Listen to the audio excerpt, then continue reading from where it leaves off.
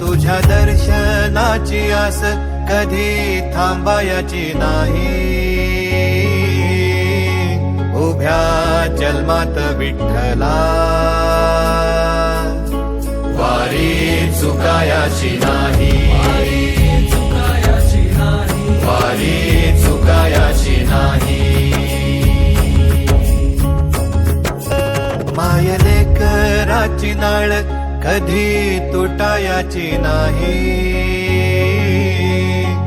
उभ्या जन्मात विठ्ठला वारी चुकायाची नाही. वारी